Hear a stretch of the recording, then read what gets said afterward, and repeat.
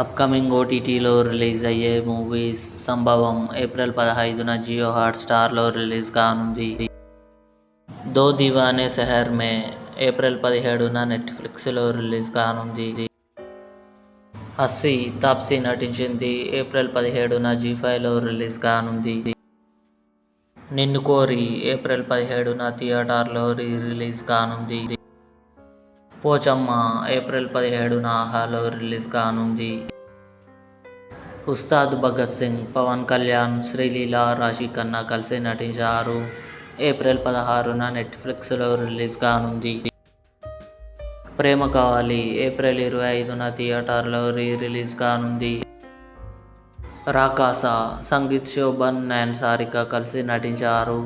మే 1న నెట్ఫ్లిక్స్లో రిలీజ్ కానుంది.